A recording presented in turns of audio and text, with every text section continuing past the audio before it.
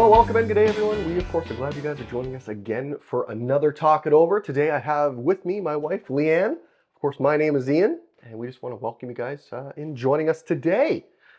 We are continuing in our series of At the Movies. It's been an excellent series. I'm kind of sad to see it coming to an end in four parts, and we're in the last one. So it's been really good. Really enjoyed it, and I think it might have been the best selection of movies we've had so far.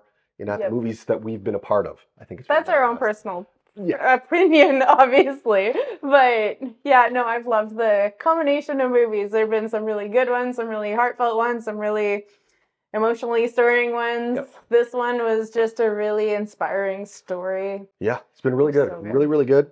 But before we dive into any of that stuff with questions here, we're just going to do a little catch up. So how things been going? I know for us, we discuss our weeks fairly regularly, so nothing new for me, but let's give the viewers out there maybe a little insight to good things that have been going on so far this week. Yeah, no, this week has been good. Our son was at camp this week, and he absolutely loved it, and the staff at camp were amazing, being able to make accommodations so that he could attend.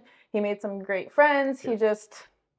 He had a blast, came home on a high every day, and then it was nice as a parent working from home to not have an 8-year-old, I say he's an 8-year-old coworker, tapping me on the shoulder, Mom, I'm hungry, Mom, I need this, Mom, I'm bored, Mom, I want help. Like, I don't know, that's just, it makes it busy. But at the same time, one day in the not too off near future, he's not going to be coming asking like that anymore. I know, I know. And then you're going to miss those moments of, hey, Mom, right? Yeah, exactly. As they grow older and become teenagers and much more independent, and they're going to lose those little moments. But yeah, and I do try to build my days so that I have breaks built in to spend time with him, and extra long lunches, or I'll work lots later because he needs help during the day, and just break it up for him. Yeah. So we have a lot of fun when he is home. Yeah. But it's just, it makes it busy. It was good. It makes it busy. He certainly, he had a lot of fun. Was certainly a lot more tired this week than he normally is at the end of the days. Yeah. So knowing he was running around having a lot of fun with his friends, which is really, really good. I guess for me, the high was we had some new friends actually move to town, which was really nice. Got to do a little bit of a walkthrough of their new place, which was really nice. They're very excited to be here. We're excited that they are here. Yeah. So yeah, it was good to kind of go see where they are and see, the whole move-in process and first-time home buyers. And they're really good. So we got to spend a little bit of time with them on Friday night, just kind of sitting, talking, and just enjoying the company, which was quite nice. So really, really enjoyed that. That was really the high for me, certainly this week. All right, so we're going to dive right in here with our questions and get started. So for you, Leanne, if you could travel anywhere, where would you go? Oh, man. I feel like I would do a whole circumnavigation around the world. I'm like, I want to hit up Scotland. I want to go to Italy. I want to go to, see Asia. I want to go to Australia. I want to go to Hawaii. I want to go to Alaska. There's so many places. Yeah, it certainly makes it difficult, especially because you pick one and you're like, oh, but we're not, this would be good. Yeah. This would be good. But is there anyone more specific that would that's like kind of a first one have to do? Australia. I've always wanted to go to Australia. The one thing that really scares me about it is the ridiculously long flight to get there, because we're in southwestern Ontario. So it's not like it's just let's hop on a plane and we'll go and be there the next day. Or we would be there the next day. We can't be there the same day. And then also the time change. Yes, you shift the day. The whole day. Well, yeah, and I don't know. I think that would really mess in my internal clock up, because I'm fairly follow the schedule and the routine, and it would be all wiped out. So I thought you were going to say that the ginormous spiders would be the scary part, not the flight, but that was I would love to go. Think of that. I want to see the kangaroos and the koalas. I think if I went to Australia, I'd probably try to sneak back a koala, throw it in luggage, or make it look like one of those little koala backpacks and just have them on my back and get through customs with a little koala bear. Right. I think that'd be kind of fun. Australia's been a place I've definitely wanted to go, but I think would be like Central Europe. That'd be fun. Seeing definitely maybe some of the older sections of Europe that's, couple hundred years old, like some really old sections of it, seeing some of the castles, the old cobbled streets, things like that. I enjoyed that kind of history stuff. So seeing some of that, I think, would be a lot of fun. And then you could tie in, because you're in Central Europe, you can easily make it to a few other little countries along the way, if you plan it out right. So I think that would kind of tie into the whole bit of a tour of checking off a few of those places. Yep. Definitely would have to either Scotland or England for sure. Have to go watch a football match. Oh, that would be so fun. Do that live and just cheer for the home team, whoever that might be. And I think it'd be a lot of fun to do. And just that whole experience. We love hockey. Love getting into the hockey. Certainly a super fan when I'm at the arena. So I think football would be the same. I'd be a super fan at the stadium. I think it'd be a lot of fun. So I think it'd be good. But yeah, those would be definitely the places for me. So I don't know what it is for you guys. Please let us know in the chat. Leave a comment. What's that for you? Is there one specific place that you really want to get to, or maybe it's kind of you want to hit one spot in a central location and then touch on a few other spots in that area that you can get to really quickly, such as Europe. But yeah, lots of fun. Yeah. All right, so with the message today, was there a part that was really impactful for you? Yeah, well, I don't know. I just love the whole message. I think just when she was being challenged by the media to be like, is this even safe for her to do? Is this even a good thing for her to be doing? Because I find that, like, when people bring that opposition and tell me, well, maybe that you shouldn't be doing this, regardless of who they actually are or the amount of influence that I give them in my life, I start to question myself of, actually, do I really need to be doing this? And I lose focus as to what God is calling me to do. And so I'm working on relying on Him for those kinds of influences, and being careful with who do I let into my mind and hold space in my mind with those voices. But it's really hard when I hear opposition of, no, you can't do this, to be like, okay, actually, yeah, you guys are right, I can't do this. Rather than relying on, like, no, actually, God has called me to this. This is something that I need to be doing, and pursuing that. Yeah, opposition can certainly bring out a very different perspective when you are like pursuing something. And that can really derail the direction that you're on through what you're trying to achieve and what God's called you to do. And that opposition can be extremely challenging. But we know that when we hit opposition, we're generally going in the right direction. If it's super easy and there's no opposition, maybe it's not the right direction. And that's something I know we've learned from our personal journey. That opposition is generally telling us we're in the right direction. Because we know there's going to be friction, there's going to be difficulty, we're going to have to persevere through those difficult moments. And it can be hard. It can be hard when maybe you don't have, a group of people around you that support you and encourage you and try to help you through those difficult moments when you face that opposition. Certainly understand that for sure. Yeah, that opposition can be very difficult. For me, I think the part when she's on the boat and she starts to break down and realizing that she is all alone, there's no wind, she can't sail anywhere, she can't move, she's stuck with nobody but herself in the middle of the ocean somewhere, right? And it can be hard when you feel that you are that alone, maybe not necessarily in the middle of the ocean, but sometimes that's how it feels, like you're in. Yeah, you feel like you're in the middle of the ocean with, like, waves crashing all around you with the challenges of life. Challenges of life and the difficulties, and having that person, in her instance, her mom called and she answered the phone. But having those people that would encourage you to, in those times of desperation when things seem to be, I'm all by myself, I don't know how I'm going to do this, I should just stop and just stop because this is just too much. Having that person or people, contact you, get a hold of you, or have support for you can change the direction. Can be almost like a re-motivation for you to continue on, pushing through, persevering through those difficult moments and things that can be trying and hard. Certainly, makes a big difference. And there's so many moments in this message that really are powerful, impactful. That's certainly one that stood out. And then on the other side of that, for me, seeing her all of a sudden start pushing through. No, I can do this. Things are going to change. for her, it was the wind has always been there. It will come back. It will be there. And that's It's the just thing. a season It's a right season. now that it's a lull, but Yep. it'll come back and it'll get you going again. Yeah. And we all live in seasons. Mhm. There's different seasons for sure of life where things are fairly quiet and calm. There's rough points when things are really trying and hard. Yeah. But it is a season. But through all those seasons for us, God's always been there. Yeah. Always been there. Not left us, not disappeared, always been there through those moments. Sometimes for us, it may be hard to see him there, but he is there. Craig really pulled, I think, that out of the message really well, that God's always going to be there. Because, there's things around us, people around us that won't be there. Yep. And people can let you down. And when you're putting your hope and your faith, thinking that my hope and faith is in God, but it's actually in the relationship and the people let you down, it feels like God has let you down.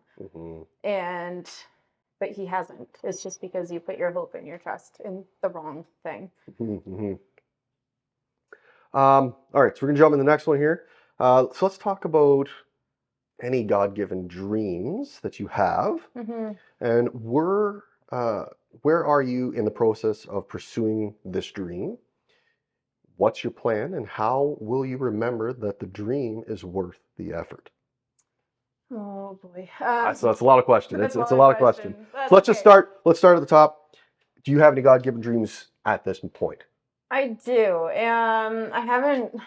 I've told some people, not a lot of people this, but I have a dream of writing a book with just like going through our story and our journey with our son, and talking about all of the nitty gritty, the emotions, trying to not make it too medically twisted so that like people can't follow it, because when you start using the medical lingo, people just get lost. It is confusing. It's very confusing. I would get lost too, but just, I don't know, making it relatable, something that can actually help people and encourage them through their own journey with their own medically complex kids, or even just being an inspiration. Yeah, being an inspiration to people of life is hard, but God is with you. And trying to encourage, especially the medically complex families and the parents, to just keep going. We didn't always do it right, so learn from how we didn't do it right and be encouraged by how we did do it right, that kind of thing. So good, so good. Yeah, the story we've had has been quite a journey, and the idea of it coming into a book is awesome. I know our journey and the story we've told to people and things we've gone through. I know we've touched people in ways through that journey with encouragement and that. So having it in a book form that people can actually get a hold of, I think, is excellent. And I think it'd be a great way to help. With me like posting. We have a Facebook page where I've been sharing our story. And then there's been people that are responding to it saying, you know what, I'm on a similar journey myself with kidney disease on dialysis, and your story, seeing your son with all of his joy and all of his enthusiasm for life, that's really encouraged me to keep going when I want to give up. And so just hearing that we can encourage other people through our story has really encouraged me to share our story. And then in the process, so I think this kind of carries on with the next part of the question, that process of pursuing. The process of pursuing. It was just, as I'm writing the story, then I am also finding healing personally. And it's been about 2 years that I've been working on this story because it's hard to write out. And I've gotten a lot of healing from it as well. And there's lots of parts where I've written it and been like, well, actually, there's a lot of bitterness coming out of me. So maybe I need to deal with my bitterness, and I'll deal with that and forgive whatever I need to from that experience, or find healing. And then I'll go back, read what I wrote, and actually I don't want to have that in there, so I'll take it out. So I've rewritten the story a lot, but it's because God's been healing me and bringing a lot of healing through the process. Yeah, so good. So good. And yeah, it's all part of the journey, right? It's everything that we're on. God-given dreams to me. that's tough. Um, for me, it always seems to shift a little bit, but the one thing that I think that seems to come together is either bringing people together, motivating them in some way, something like that seems to be a common theme with a lot of the stuff that kind of keeps coming up regularly in my kind of day-to-day life. Certainly food is a big one for me. Love food. I'm a enjoying eater, I guess. I don't eat just to sustain myself. I eat because I find pleasure in eating. So flavors, textures, things like that. I love that kind of stuff. And yeah, it's something to do with food. I haven't totally nailed down what it is yet, but certainly has been a push for me. Yep. Is food and experimenting with food. And surprisingly, through all the stuff over the past couple of years, it's really given me the opportunity to really expand my cooking in what I do, how I experiment, what I put together, and really brought a lot of joy out of that. And I've been trying to maintain that, you know, even after cooking at home through the week, and just trying to continue to keep that joy, because it does bring joy to me to do that. So quite thoroughly enjoy that. Yeah, I think that's kind of, for me, that's been that really push for what a dream is food. Just don't have the full aspect of it yet. So do you have a plan to go along with? Pursuing that dream. Yeah, there's a bit of pieces to it. Certainly starting to make food for the close people around me first, and seeing what their thoughts are. Now, I would say 90% of the time, most people love it, love the flavor, love the texture. But then I sometimes question myself. Are they just saying that to be nice, or are they actually really enjoying the food? Right. And I know that could be the lie that's being put in there to kind of offset my dream, my direction. But it always puts a little bit of a halt on it. Is it really, or is it just being polite? Right. So that's something that, again, I need to continue to pursue. And again, having the people around me to be, dead honest about things, I find is the best way for me to continue to pursue things, because then I know the changes and things I need to make. Right. If any, right? Well, and to go along with that point, there's one speaker or inspirational leader. I don't remember who said it, but someone was saying you need to talk to yourself, don't listen to yourself. Yeah. So like, that's for sure. When you make something specifically for following along with the food example, you make something, everyone's like, oh yeah, this is great. And you tell yourself, no, it wasn't actually as good as what they're telling me. Or they're just doing that to be polite. Then maybe changing that self-talk that's going on in your mind of they actually care about me and they want me to do well and they're telling me the truth. Yes, yeah. Okay, so what's the plan, and how do we remember that the dream is worth the effort? How is it worth the effort? Oh, for me, like with writing the book and the story, is really remembering that there are families out there that are really struggling, and that I can encourage them to keep going.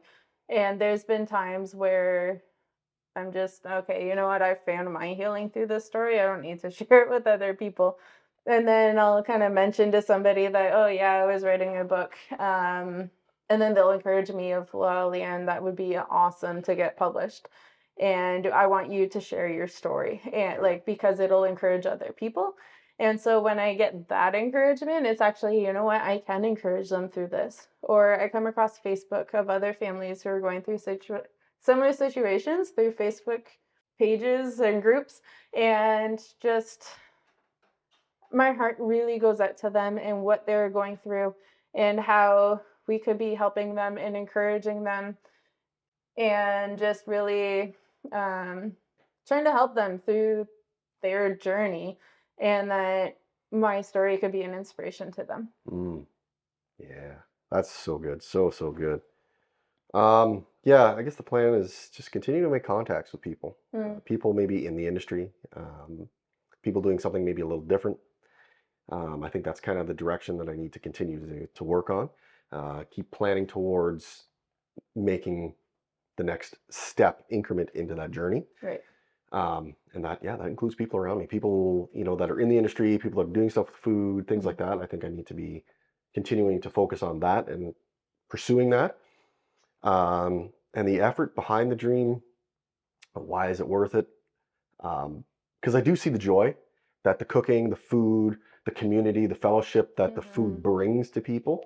As cook a meal and everybody is there enjoying, laughing, having a good time, enjoying the food, great conversation. I find that really satisfying, I guess, in a way. Fulfillment maybe is the better word. Yep. Of, hey, I was able to contribute to what's going on here, which is great conversation. And my hope is that God can use that part maybe to bring other people in that maybe don't know him yet, Right. that be able to experience him through not necessarily the food, but the atmosphere that's created because of the food and the meal and the fellowship, right? And so I try to keep that as the focus of, no, I need to keep pushing with my cooking, keep pushing with what I'm doing, because it could change somebody's perspective on God, or could open up an avenue for people to maybe ask questions about God because they experienced a meal that just had great conversation that really brought people together, right? And so for me, that's really trying to keep the making the effort and seeing the long-term gain, I guess, with what that looks like. Oh man, all right guys, wow, what a great conversation we've had. I hope you guys have enjoyed it. And before we end here, I'm going to leave you guys with a question that you can take to a friend, maybe your own life group, or people that you trust, or have good open conversations with. What is your mindset like when you're facing opposition? How can you prepare for opposition as you're pursuing your God-given dreams? And how will you persevere when life gets challenging? So I want to leave you with that, guys. A great question, great one to dive in with people around you, people who, have influence in your life, to gain their perspectives and gain their encouragement in those moments of challenging times. I know for us, that's life groups. We bring those challenging moments. We talk to them with our life groups when things get tough, and certainly can bring the encouragement, different perspective on what we're dealing with. Yeah, I would have given up so many times on working through my story had it not been for my life group to just encourage me to keep going, because I didn't really tell anyone other than my life group, and the book hasn't been published. I haven't even approached anybody about it yet, but they're just encouraging me to keep going, and it's actually through talking it through with them that they've helped me link to other people to keep going. And so share with other people, let somebody in to help you with that. Exactly. So you two friends can start a life group, and you guys can have great conversations like we do here each and every week. And of course, we want to thank you guys for joining us for another great Talk It Over. We want to thank the tech team behind us, of course, making this all happen and getting it posted and ready for you guys to be a part of. So of course, we always want to remember, whoever finds God finds life.